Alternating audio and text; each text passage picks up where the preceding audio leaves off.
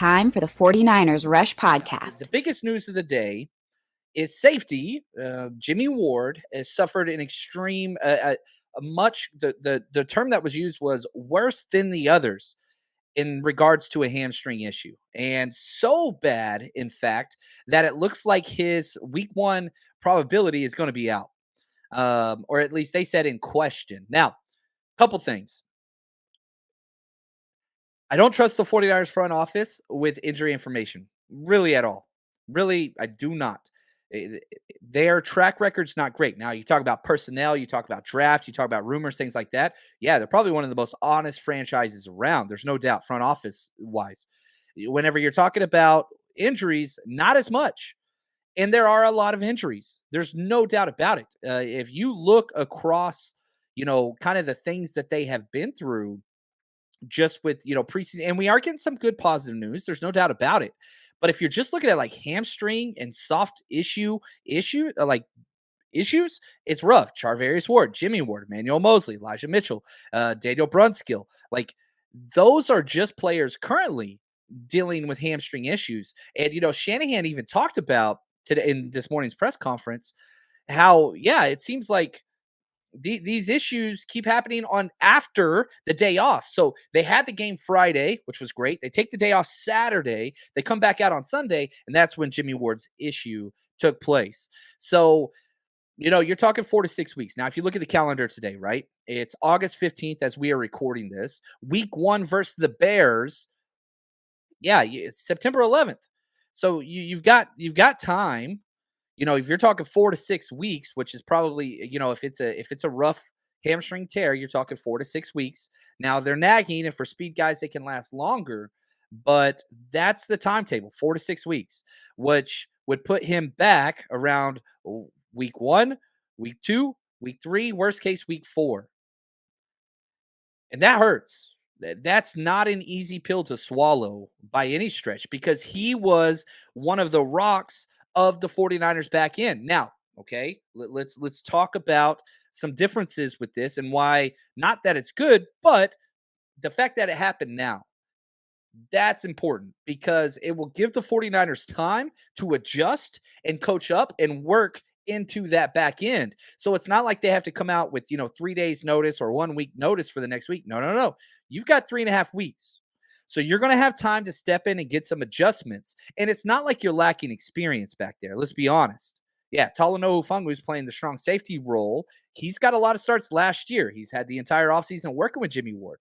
Now, who are some guys that could step in? Kyle was asked that this morning, and I got this clip for you here. Who are some of the safeties? They said Tarvarius Moore. They said Dante Johnson. Who are some other guys that could step in that role? And here's what Kyle had to say. George, who's done a good job. We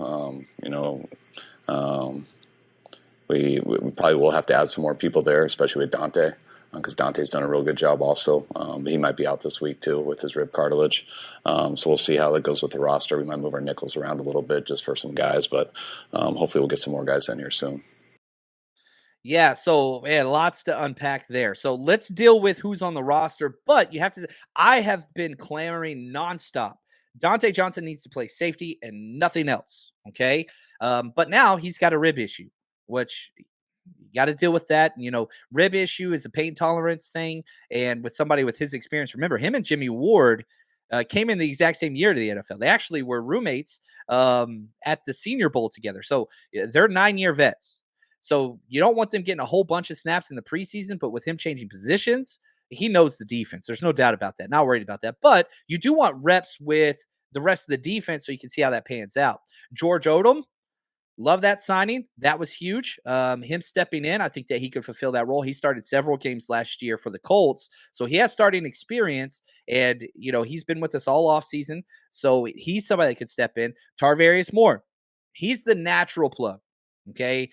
But he's coming off getting toasted for a huge touchdown on 4th down, which was bad. And, let me just take a timeout real quick. Good news. There is good news. Personnel-wise, Samuel Womack basically guaranteed starting. We'll talk about that in a minute. But also, let's talk about this. Film is back, baby. I have spent over 2+ hours this morning, and I woke up so early just because I was so excited. We got all 22. So The Patreon members, all the people that have supported the podcast, I want to say thank you. But man, we started loading film breakdowns this morning. And so we've already released one. Another one's going to be releasing this afternoon, where we go through every single offensive, defensive, and this year we're adding special teams. So if you want to learn kickoff coverage rules, blocking rules for return, Rangers, punt coverage, all those things, we're going to be going over that as well. And as soon as you sign up, you get access to everything. Everything, every film breakdown we have ever done. You can go back 2+ years and watch every single play. So if you're fiending for 49ers coverage and stuff, we got you over there. Head to patreon.com/49ers Rush Podcast and join there. Or you can just Google 49ers Patreon. Strongly recommend checking out that Steve Young tier so that you get all the breakdowns plus the bonus episodes that we do every week over there. And if you want to do the Google Hangouts, the Zoom Hangouts and all those, we do 2 a month. That's for the Jerry Rice tier and beyond. So head over there. Again, you want access to that. We broke down just during the first quarter offensive breakdowns we did this morning. It was 30+ minutes. Just watching those interior offensive line, Banks, Jake Brindle, Trey Lance, of course, but also freaking Spitzer Burford, just honing in on those guys, seeing how they do every rep. It was a lot of fun. I feel much better about a lot of things coming out after watching the film. Biggest negative, Justin School and Trey Sermon. Biggest positives, that interior offensive line, not too concerned. Trey Lance looked freaking incredible. So head over there if you haven't already. Check that out. And yeah, let's transition. Well, hold on. There's a little bit more I want to talk about with the safety position before we jump to cuts and the implications thereof. Now, Shanahan said we want to bring new guys in. Okay. We want to bring in some more bodies to compete at that safety position. Who's out there? Right. Well, I spent some time looking. I think the obvious answer, he was with us last year. Safety, Tavon Wilson. You remember him? He played in 8 games for the 49ers last year. And most of those were in the first 10 weeks. But I think that would be just the obvious natural fit. He even started a game alongside Talanoa Hufanga, where we had both those guys at safety. So he could step in, knows the defense, has experience. He's sitting out there on the street. Tayshaun Gibson, another big-time name. Nate Ebner, not too big high on him. On Andrew Sendejo, probably another big name. He's more of an in-the-box safety guy. But, again, lots of NFL experience. And you have to. You got to go after a guy with experience at that safety position because it's on a short clock. It's on a short clock. Now, it's not as short as it would be if an injury happened in the season, right? And you have less than a week to jump in, but you got to get that filled.